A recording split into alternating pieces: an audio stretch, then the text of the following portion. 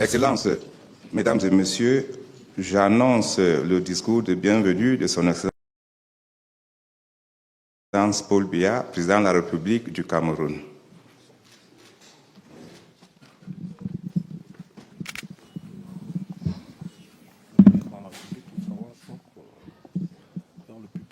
Pour prononcer son discours d'ouverture, son discours en ouverture de ce sommet extraordinaire des chefs d'État de la CEMAC.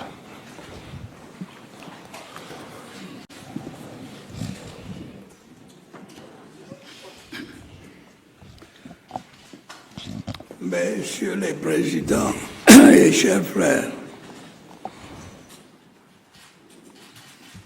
Monsieur le représentant du directeur général du Fonds monétaire international, Monsieur le président du groupe de la Banque mondiale, Monsieur le président du groupe de la Banque africaine de développement, Monsieur le président de la commission de la CEMAC, Monsieur le représentant du ministre français de l'économie, des finances et de l'industrie. Permettez-moi tout d'abord de vous souhaiter une chaleureuse bienvenue au Palais de l'Unité à l'occasion du présent sommet extraordinaire de la conférence des chefs d'État de la CEMAC sur la situation économique et financière en Afrique centrale. Votre présence est un signe d'amitié renouvelée à l'égard de mon pays et je vous en sais gré. Je voudrais très sincèrement remercier le président de la République centrafricaine, Son Excellence Faustin Archange Touadéra, président en exercice de la conférence des chef d'État de la CEMAC, qui a bien voulu accepter que nous convoquions conjointement ce sommet et qu'il se tienne à Yaoundé. Je me félicite également de la participation aux travaux de ce jour des hauts dirigeants du Fonds monétaire international, de la Banque mondiale, de la Banque africaine de développement et du ministre français des Finances. Leurs appuis constants contribuent de manière significative à la réalisation des projets et réformes que nous conduisons pour le développement de nos pays et constituent des soutiens utiles au processus de modernisation de nos économies. Comme vous le savez, l'environnement international, particulièrement difficile ces dernières années, a eu un impact non négligeable sur nos finances publiques. Selon les données récentes, nos avoirs extérieurs nets se sont considérablement amoindris. Cette situation est préoccupante et appelle à une action urgente de notre part pour inverser cette courbe. Vous vous souviendrez qu'il y a 3 ans, nous nous sommes réunis par visioconférence à l'occasion d'un sommet similaire pour permettre à nos économies de se relever des effets néfastes de la pandémie du Covid-19. J'ai le sentiment que nous y sommes parvenus au prix de nombreux efforts et sacrifices. Cette dynamique positive ne semble cependant pas avoir fait long feu. Les nombreux défis auxquels nos États font face et l'impérieuse nécessité de répondre efficacement aux attentes de nos populations nous ont parfois conduits à adopter des mesures urgentes mais inadéquates pour préserver les grands équilibres macroéconomiques de nos pays ainsi que la stabilité financière de la sous-région. Si rien n'est fait, selon diverses expertises, nous pourrions faire face à des conséquences désastreuses, à la fois pour nos pays et pour notre sous-région. Il s'agit là, à mon sens, d'une éventualité que nous devons absolument éviter.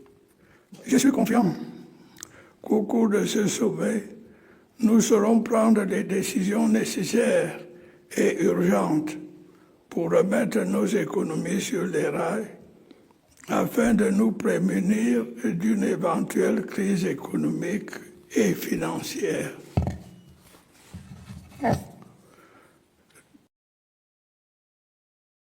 Dans ce contexte particulier, nous devons faire preuve de plus de solidarité, de plus d'engagement et de détermination pour faire face à cette situation. Nous en avons les moyens. Saisissons donc l'opportunité de cette rencontre pour adopter des mesures concrètes pour relever nos économies et assurer la stabilité de nos finances publiques. Réaffirmons notre volonté à mettre en œuvre les décisions qui seront prises au cours de nos travaux. Je ne doute pas qu'en ce moment difficile, nous pouvons compter sur nos partenaires au développement qui ont toujours répondu présents chaque fois que nous avons sollicité leur aide. Sur ces propos, je déclare ouverts les travaux du sommet extraordinaire des chefs d'État de la CEMAC sur la situation économique et financière de la sous-région. Et je vous remercie de votre aimable attention. L'ouverture de ce sommet, le président de la République qui est resté fidèle à son propos Nous allons à présent écouter le discours de son Excellence Faustin Archange Touadéra, président de la République centrafricaine, président en exercice de la conférence des chefs d'État de la CEMAC. We're going to listen to the President of the Central African Republic, Professor Faustin Archange Touadéra, who is the sitting President of the Conference of CEMAC Heads of State. He will be speaking after President Paul Biya, who has made a review of the economic and financial situation of the sub-region and has called for solidarity among his peers and the different countries. So now let's listen to the President of CEMAC. Excellences, Messieurs les chefs d'État et chers frères, Mesdames et Messieurs les représentants des partenaires au développement, Monsieur le Président de la Commission de la CEMAC, distingués invités, Mesdames et Messieurs, je voudrais tout d'abord m'acquitter d'un agréable devoir en adressant toute ma gratitude à son Excellence Paul Biya, président de la République du Cameroun, ainsi qu'à tout le peuple frère du Cameroun, pour le chaleureux accueil qui m'a été réservé, ainsi qu'à toute la délégation qui m'accompagne. Je voudrais également remercier très sincèrement leurs excellences, mes chers frères, d'avoir accepté notre invitation à ce sommet, en dépit de leur agenda que je sais très chargé en cette fin d'année.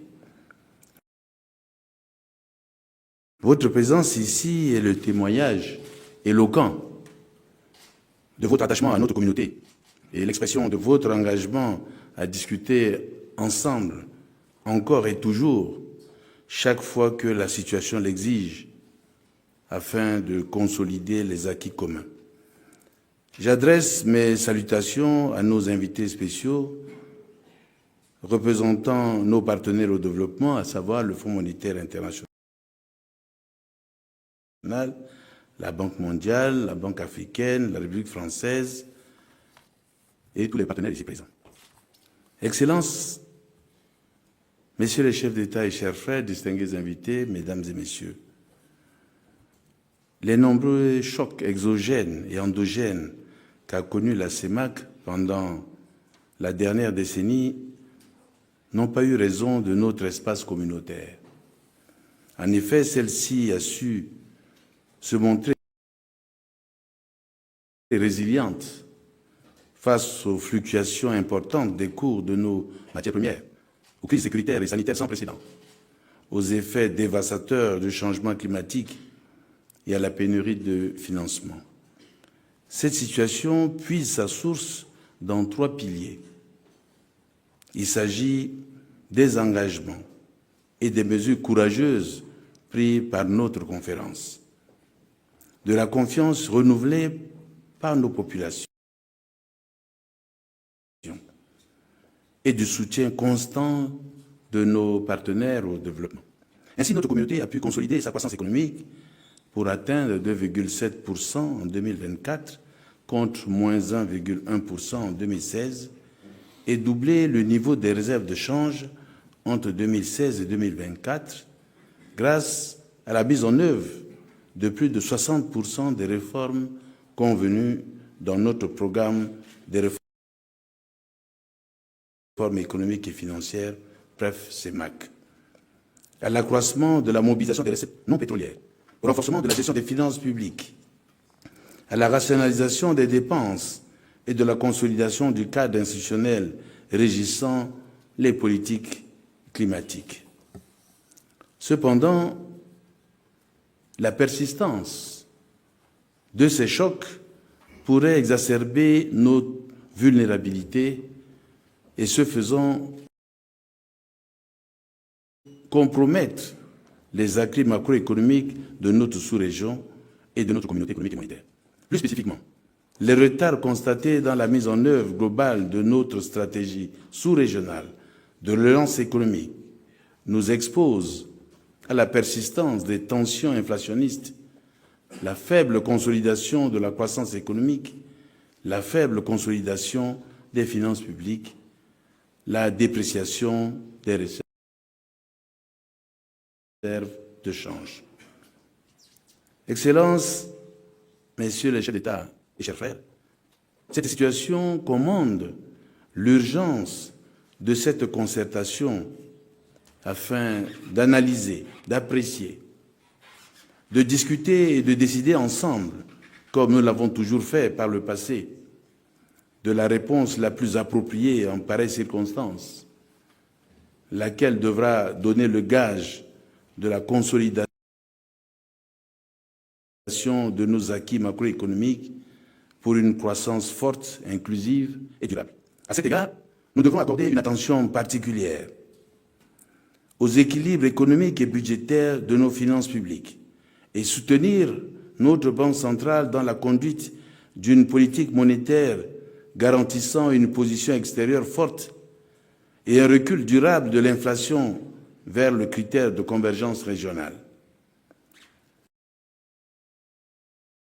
À l'orientation de nos politiques d'endettement en lien avec les critères de convergence de notre communauté et à une gestion plus rigoureuse et surtout plus transparente. À la mise en œuvre des réformes structurelles afin d'accélérer la croissance économique et de permettre une contribution plus significative du secteur privé. À la conclusion des programmes économiques et financiers soutenus par le Fonds monétaire international. Sans oublier l'impérieuse nécessité de faire face aux crises sécuritaires qui font peser des risques importants sur la viabilité budgétaire de nos États et l'urgence des investissements dans les secteurs sociaux de base, santé, éducation, eau et énergie, qui représentent les plus grandes attentes de nos populations pour lesquelles nous avons l'obligation d'apporter des solutions. C'est la raison pour laquelle, tout en nous félicitant des résultats de la 21e reconstitution des fonds de l'Association internationale de développement IDA 21, je voudrais, à l'attention de nos partenaires au développement, appeler à une allocation urgente et plus importante de ressources à notre sous-région, afin de permettre l'accroissement de l'accès à l'énergie et au numérique, la libération du potentiel du secteur privé pour créer plus d'emplois, la mobilisation des ressources nationales et l'amélioration de la résilience au changement climatique et aux conflits, comme discuté le 29 avril dernier lors du sommet des chefs d'État africains à Nairobi.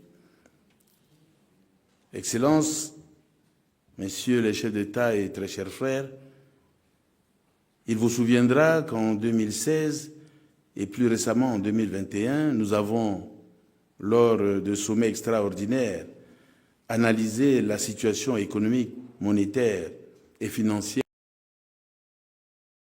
de notre communauté et nous avons toujours pris des décisions dont les résultats ne souffrent d'aucune ambiguïté. Aujourd'hui, de nombreux facteurs exogènes et endogènes tendent à atténuer les performances enregistrées et par conséquent ralentir la mise en œuvre de ces réformes structurelles ambitieuses. Face à cela, notre indéfectible et légendaire solidarité fera à n'en point douter la différence.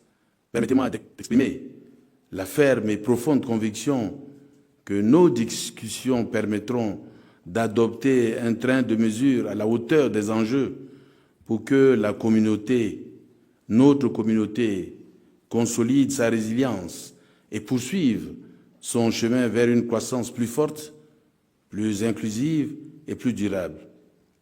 Avec le concours renouvelé de nos partenaires, dont je salue les assistances techniques et financières, nous releverons ensemble ce défi. C'est notre destin commun. Vive la CEMAC pour que vive l'intégration des cœurs, des idées, pour le bien-être de nos peuples. Et je vous remercie.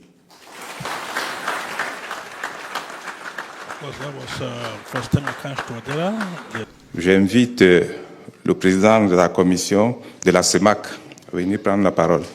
So we're going to listen to Mr. Baltazar Ngonga Ejo, who is the president of the CEMAC Commission. He's going to present the final communique. Un exercice auquel a sacrifié. Communiqué économique et monétaire de l'Afrique centrale.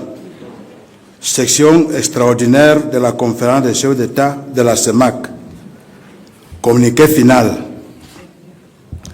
À l'invitation conjointe de leur Excellence Paul Biya, président de la République du Cameroun, et professeur Faustin Archange Touadéra, président de la République centrafricaine,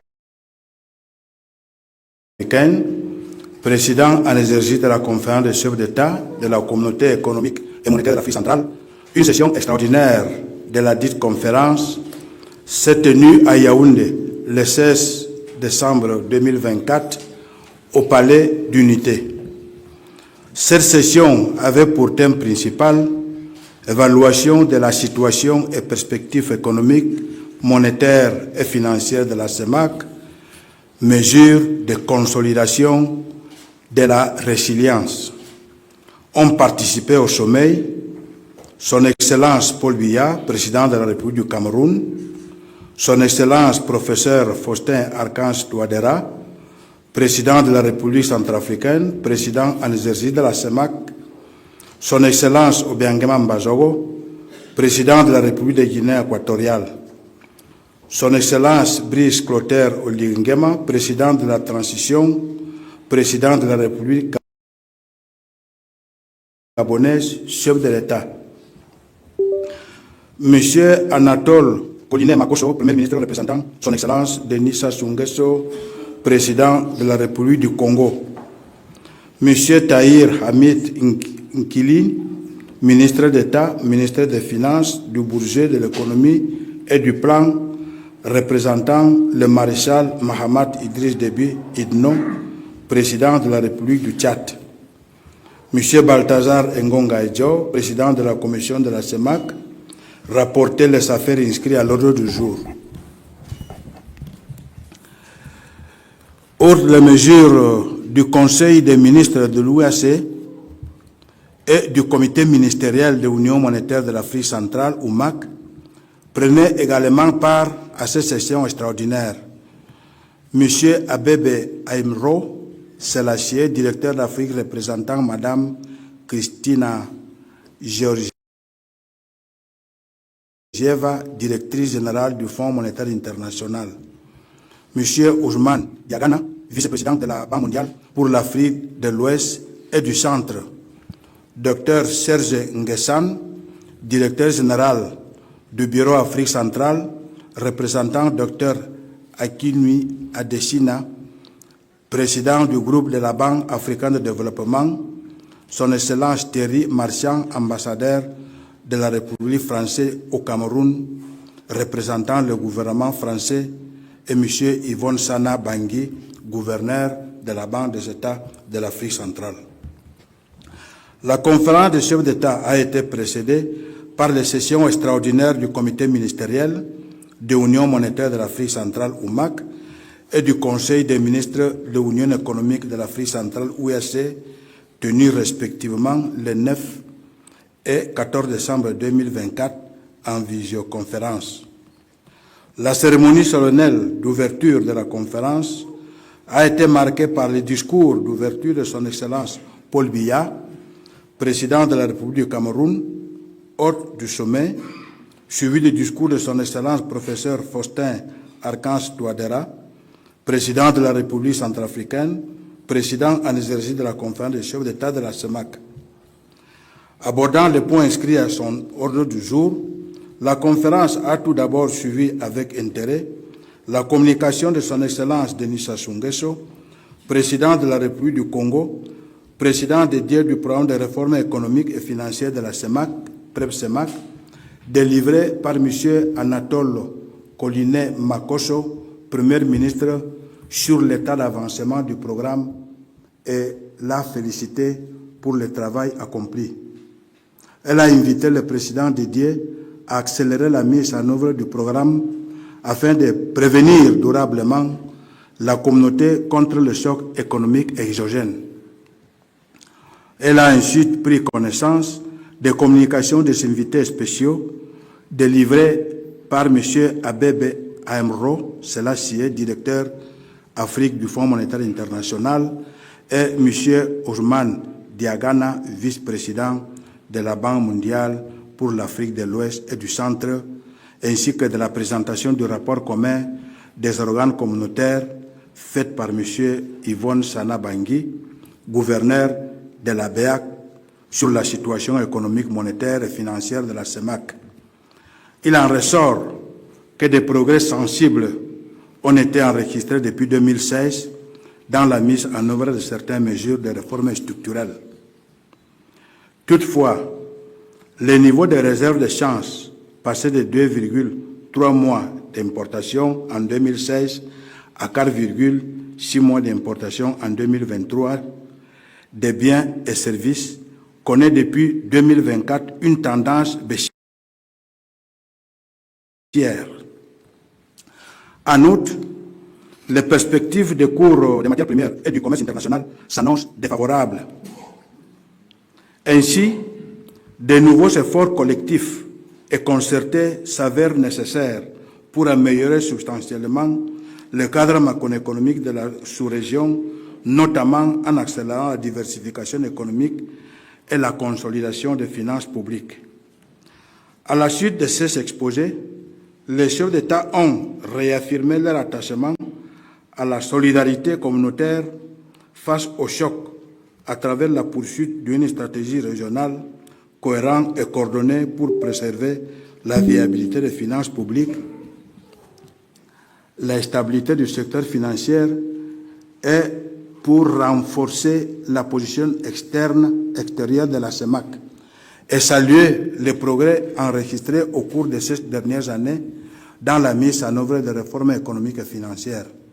Par ailleurs, la conférence a exhorté les États membres à poursuivre une consolidation budgétaire ordonnée dans le cadre de discussions bilatérales avec les partenaires techniques et financiers, ainsi qu'à produire et diffuser régulièrement les données budgétaires, économiques et financières fiables et complètes pour les besoins de la surveillance multilatérale de la politique monétaire et des politiques sectorielles.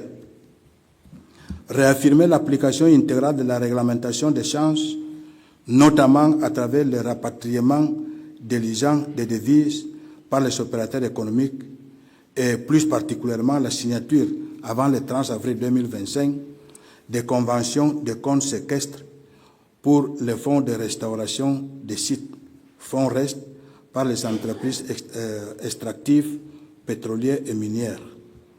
Inviter le Fonds monétaire international, la Banque mondiale et tous les autres partenaires à accompagner les États et la Banque centrale dans le processus de répatriement et de domiciliation de revenus pétroliers. Réitérer l'engagement des États en faveur de l'indépendance et du renforcement des capacités de la Banque centrale, de la Commission bancaire de l'Afrique centrale et de toutes les autres institutions communautaires. En outre, la conférence a invité les États membres et les institutions communautaires à prendre des mesures pour une gestion de l'exposition des banques aux risques souverains conformément aux critères de la surveillance multilatérale, tout en saluant la contribution du secteur bancaire au financement du développement. Elle a demandé aux autorités nationales et régionales chargées de la supervision d'engager une action collective visant à préserver la solidarité et la stabilité du système bancaire. Enfin, en vue de renforcer la stabilité du cadre macroéconomique de la CEMAC, la conférence a exhorté les partenaires au développement à œuvrer pour la conclusion des revues de leur accord avec la République du Congo, la République centrafricaine et la République du Cameroun. Veiller à un ajustement budgétaire à dimension sociale et préservant l'investissement. Assurer la mise en œuvre de politiques et de réformes structurelles en vue de la consolidation de la croissance économique et de la stabilité monétaire. Les autres États à conclure dès que possible des programmes formels avec le Fonds monétaire international afin de bénéficier de son appui ainsi que de celui des autres partenaires techniques et financiers. La conférence a renouvelé l'engagement des États en faveur d'une politique d'endettement prudent, privilégiant le financement concessionnel. Elle a exhorté les partenaires au développement à une mobilisation plus forte des ressources financières pour soutenir la transformation structurelle des économies de la sous-région. La conférence s'est félicitée de la reconstitution réussie des ressources de IDA 21 du groupe de la Banque mondiale à hauteur de 100 milliards de dollars et a appelé à une allocation de ressources plus importante en faveur de la sous-région pour réduire le déficit important des infrastructures sociales de base de la zone. Elle a accueilli favorablement l'organisation en 2025 pour le groupe de la Banque mondiale et de la Banque africaine de développement d'une conférence dédiée au financement du secteur de l'énergie à travers la mission M300. Au terme de leurs travaux, les chefs d'État ont exprimé leur gratitude à l'endroit de leur frère, son Excellence Paul Biya, président de la République du Cameroun, hors du sommet, son Excellence professeur Faustin Archange Touadéra, président de la République centrafricaine et président en exercice de la conférence des chefs d'État de la CEMAC, pour l'heureuse initiative et excellente organisation de cette session extraordinaire de la conférence, ainsi que leurs sincères remerciements pour l'accueil chaleureux et hospitalité généreuse qui leur ont été réservés tout au long de leur séjour à Yaoundé. Ils ont salué la participation à ce sommet des invités spéciaux, en l'occurrence M. Abebe Aemro Selassie, directeur Afrique, représentant Mme Kristalina Georgieva, directrice générale du Fonds monétaire international, M. Ousmane Diagana, vice-président de la Banque mondiale, pour l'Afrique de l'Ouest et du Centre, le docteur Serge Nguessan, directeur général du Bureau Afrique centrale, représentant Dr Akinwumi Adesina, président du groupe de la Banque africaine de développement, Son Excellence Thierry Marchand, ambassadeur de la République française au Cameroun, représentant le gouvernement français. La cérémonie de clôture a été marquée par la lecture du communiqué final, suivi du discours de clôture de Son Excellence Paul Biya, président de la République du Cameroun. Les travaux de la session extraordinaire de la conférence des chefs d'État de la CEMAC se sont déroulés dans une atmosphère de sérénité, de compréhension réciproque et d'entente cordiale, faite à Yaoundé, 16 décembre 2024, ont signé tous les chefs d'État et représentants des chefs d'État sur place. Merci.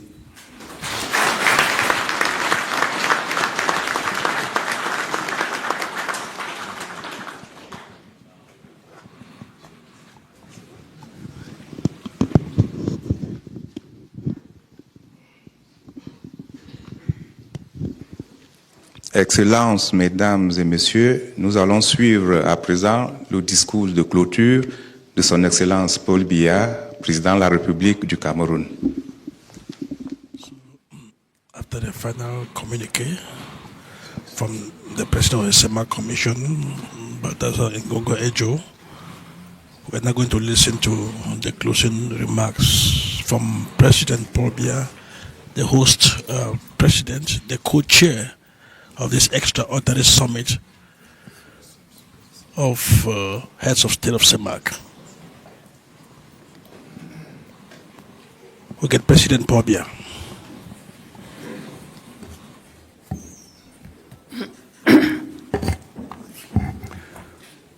Messieurs les présidents, mes chers frères, Monsieur le représentant de la directrice générale du Fonds monétaire international, Monsieur le président du groupe de la Banque mondiale, Monsieur le président du groupe de la Banque africaine de développement, Monsieur le président de la commission de la CEMAC, Monsieur le représentant du ministre français de l'économie, des finances et de l'industrie. La décision de convoquer un sommet extraordinaire des chefs d'État de la CEMAC a été prise dans le but de trouver des solutions appropriées à la situation économique et financière que traverse notre sous-région. Comme nous avons pu le relever lors des communications que nous avons suivies et des échanges que nous avons eus, des mesures de redressement doivent être mises en œuvre en urgence dans nos différents États. Je suis convaincu que la rencontre de ce jour nous a permis d'apprécier l'ampleur des défis que nous devons relever ensemble si nous voulons éviter une crise économique et financière dont les effets seraient préjudiciables à nos États. Je voudrais à cet égard remercier le Fonds monétaire international, la Banque mondiale, la Banque africaine de développement et la France, notre partenaire historique, qui n'ont jamais ménagé leurs efforts pour nous apporter le soutien nécessaire lors des périodes difficiles. Il nous reste désormais à mettre résolument en œuvre les recommandations de ce sommet. De toute évidence, les assises de ce jour ne pourront produire les résultats escomptés que s'ils sont suivis d'actes concrets. Comme nous avons déjà pu le relever par le passé, nous devons diversifier davantage nos économies, accélérer le rythme des réformes structurelles en matière de gouvernance, de discipline budgétaire, d'amélioration du climat des affaires et d'approfondissement de l'intégration régionale. Messieurs les présidents et chers frères, dans ce contexte particulièrement difficile, notre communauté constitue un atout que nous devons préserver et renforcer. Ce n'est qu'ensemble que nous pouvons surmonter les difficultés actuelles et bâtir de meilleures perspectives économiques et sociales pour nos États et nos populations. C'est donc avec optimisme que j'entrevois notre avenir commun. Au moment où nous clôturons ce sommet extraordinaire des chefs d'État de la CEMAC, je voudrais vous remercier pour votre participation active aux travaux et vous souhaiter un agréable retour dans vos pays respectifs. Je vous remercie de votre bienveillance.